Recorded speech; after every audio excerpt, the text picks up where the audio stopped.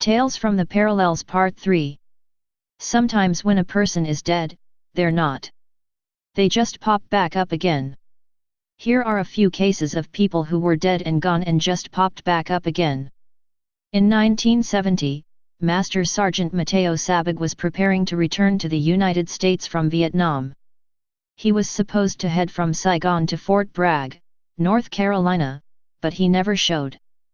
The Army only learned of his disappearance when his brother, Kenneth, wrote a letter asking about his whereabouts in 1973.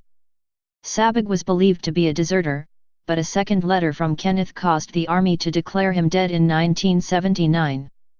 Then, in 1996, Sabag reappeared seemingly out of nowhere.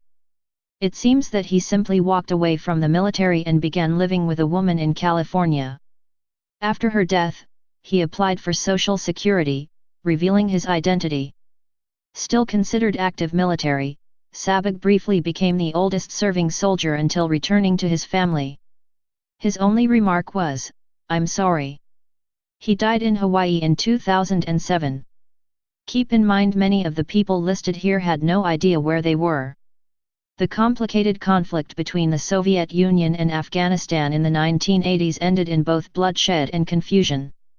One victim of the war was Bakratdin Kakimov, a native Uzbek who was believed to have died in 1980 after being seriously wounded. After his official death, Kakimov was apparently treated with herbs by a medicine man.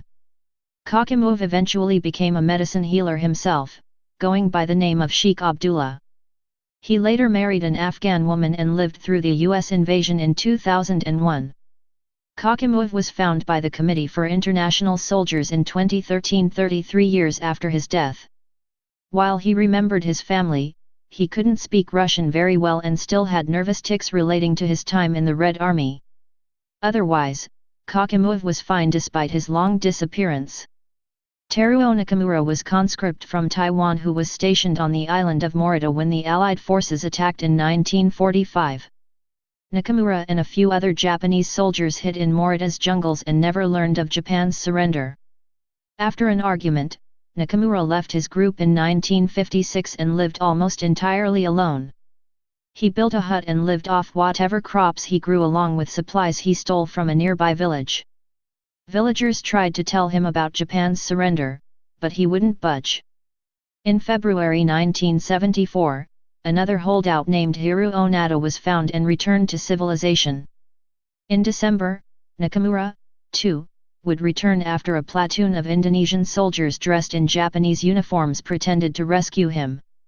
He returned to Taiwan as the last official Japanese holdout and died in 1979. Could he have been in another dimension, where the Japanese never lost? In 1981, Surjit Singh left India, not to return for 30 years. His family never knew what happened to him and presumed him dead. Surjit was alive but being held prisoner in Pakistan. He was a spy who was sent to Pakistan, but after he was caught, India denied the mission. In 1985, Surjit was sentenced to death, but after pleading for mercy, his sentence was commuted to life imprisonment. He was allowed no communication and was kept in isolation. In 2004, Surjit was allowed to mail a letter to his family to inform them that he was alive. Finally, in 2012, he was allowed to return to India, where he freely admitted to being a spy and criticized the Indian government. For restitution, the government provided him with funds to improve his family farm. Surjit has become an advocate for other Indians still held in Pakistan.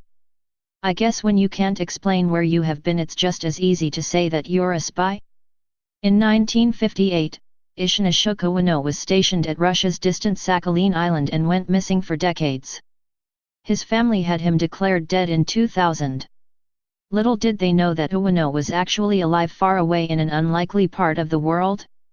In 2006, Uwano was discovered alive, living in Ukraine.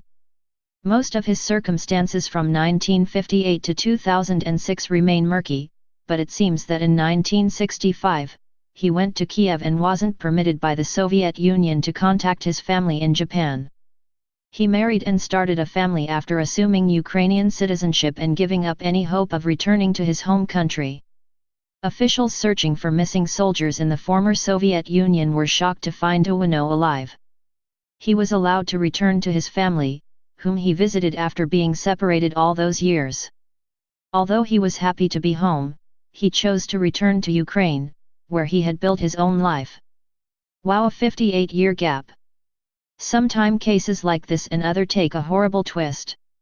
In 1961, 31-year-old Joan Risch lived in Lincoln, Massachusetts, with her husband, 4-year-old daughter, and 2-year-old son.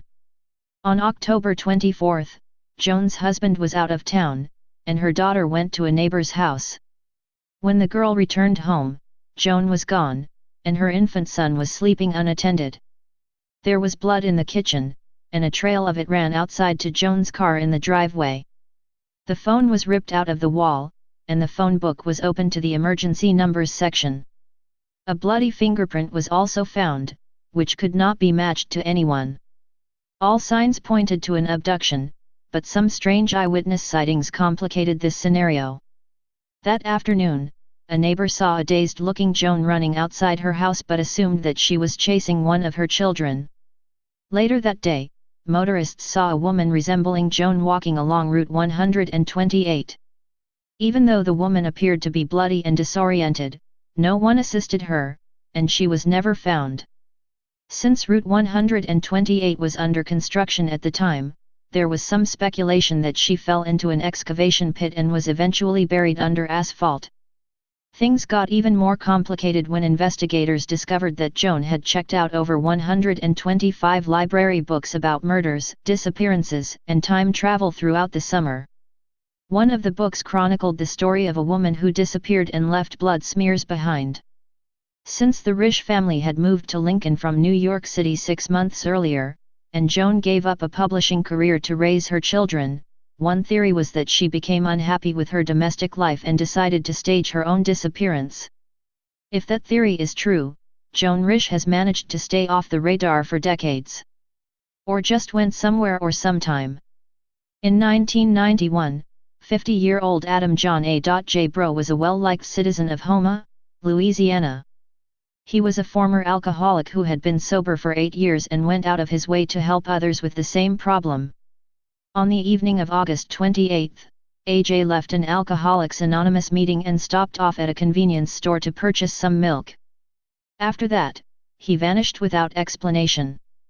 2 days later, A.J.'s abandoned car was found in a park across the street from where his AA meetings were held. His wallet, checkbook, and a bag containing $165 in AA funds were inside. That very same day, there would be some unusual eyewitness sightings of the missing AJ. One of A.J.'s friends claimed that he ran into him outside a convenience store. According to the witness, AJ looked unkempt and was nervously talking on a payphone.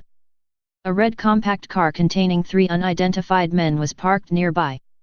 Shortly thereafter, another witness who personally knew AJ saw the same car drive past his house with AJ and the 3 men inside.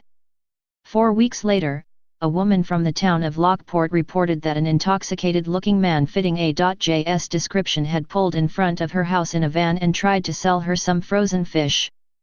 The police also received an anonymous, cryptic note claiming that AJ had gotten drunk and shot himself in the stomach before his body ended up in the bayou.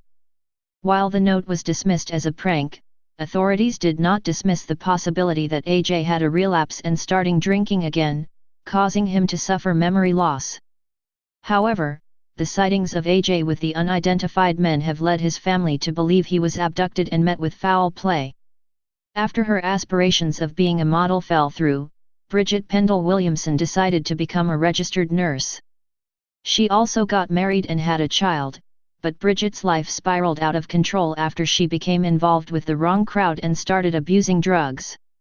She essentially became a drifter and spent much of her time following the Grateful Dead around the country. The last time Bridget made contact with her family was in 1996, after a failed attempt at drug rehab in New York. She traveled to San Francisco, and her last confirmed sighting occurred in April 1997, when 23-year-old Bridget was arrested for prostitution. She never showed up for her court date, and no one knows what actually happened to her. Bridget's case would be rejuvenated when the San Francisco Chronicle ran a series of articles about the city's homeless population and made mention of a local young female drifter nicknamed the Crier. The Crier had tribal tattoos on her face and appeared to be a drug addict. She earned this nickname because she always seemed to be weeping every time she was seen wandering the streets. The Chronicle took a photograph of the Crier sleeping on a sidewalk outside Transbay Terminal. When Bridget's sister, Jacqueline Horn, saw the photo, she became convinced that the Crier might be Bridget. Jacqueline traveled to San Francisco in 2004 and circulated Bridget's photograph among the homeless community, and many of them seemed to think that Bridget and the Crier were the same person. However, Jacqueline never actually tracked down the Crier or got a definitive answer about her identity. To this day, no one knows what became of the Crier or Bridget Pendle Williamson. The San Francisco Chronicle claimed that they had found her, but this woman seems to have disappeared as fast as she was found. More to come, and stay paranoid, my friends.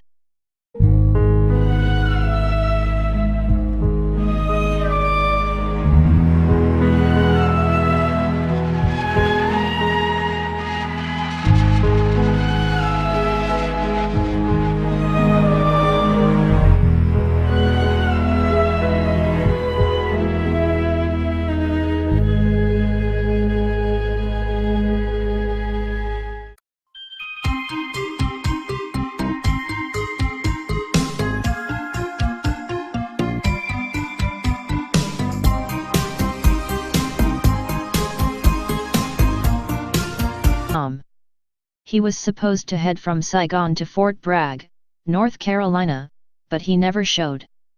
The Army only learned of his disappearance when his brother, Kenneth, wrote a letter asking about his whereabouts in 9.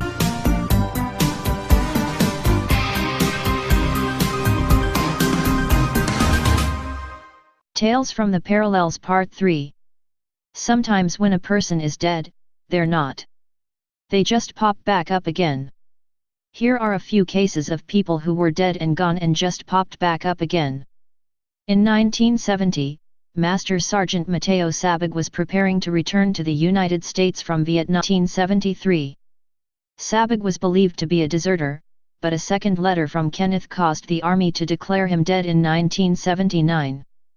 Then, in 1996, Sabag reappeared seemingly